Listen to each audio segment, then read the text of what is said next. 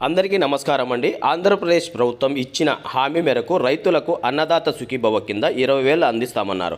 వ్యవసాయ శాఖ మంత్రి అచ్చెన్నాయుడు శాసన మండలిలో వైఎస్ఆర్సీపీ ఎమ్మెల్సీలు అడిగిన ప్రశ్నకు మంత్రి సమాధానం ఇచ్చారు. అన్నదాత సుఖీభవ పథకంపై కీలక ప్రకటన చేశారు. ప్రతి ఏటా అర్హులైన రైతులందరికీ 20,000 అందిస్తామని, ఇందులో పీఎం కిసాన్ 6,000, రాష్ట్ర ప్రభుత్వం మరొక 14,000 కలిపి ఇస్తామని చెప్పారు.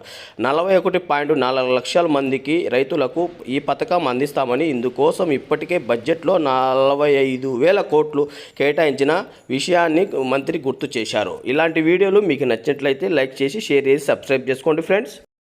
ఇకపోతే గత ప్రభుత్వం హయాంలో రైతు భరోసా పేరుతో చెప్పింది ఒకటి, చేసింది మరొకటి అన్నారు. అచ్చెన్నాయుడు 2019 ఎన్నికల సమయంలో వైఎస్ఆర్సీపీ మేనిఫెస్టోలో రైతులకు 12,500 ఇస్తామని చెప్పారని, కానీ అధికారంలోకి వచ్చిన తర్వాత కేంద్రం ఇచ్చిన 6,000, రాష్ట్ర ప్రభుత్వం ఇచ్చిన 7,500 కలిపి 13,500 మాత్రమే ఇచ్చారన్నారు. తాము మాత్రం అలా కాకుండా కేంద్రం పీఎం కిసాన్ కింద ఇచ్చే 6,000కు రాష్ట్ర ప్రభుత్వం మరొక 16,000 కలిపి 20,000 అందిస్తామని చెప్పిన విషయాన్ని గుర్తు చేశారు. రాష్ట్రంలో రైతులకు ఒక్క అన్నదాత సుఖీభవ పథకం అమలు చేస్తే సరిపోదన్నారు మంత్రి అచ్చెన్నాయుడు. గత 5 ఏళ్ల అన్నదాతలకు రైతు భరోసా తప్ప వ్యవసాయ శాఖలో ఏ ఒక్క కార్యక్రమం చేయలేదని ధ్వజమెత్తారు. రైతులకు పరికరాలు, ఇన్సూరెన్స్, భూసార పరీక్షలు చేయలేదన్నారు. కూటమి ప్రభుత్వం అధికారంలోకి వచ్చిన తర్వాత రైతుల కోసం ఎన్నో కార్యక్రమాలను అమలు చేస్తామన్నారు. ప్రతి రైతుకు 20,000తో పాటుగా వ్యవసాయంలో యంత్రీకరణ, భూసార పరీక్షలు, ఇన్పుట్ సబ్సిడీ, ఇన్సూరెన్స్,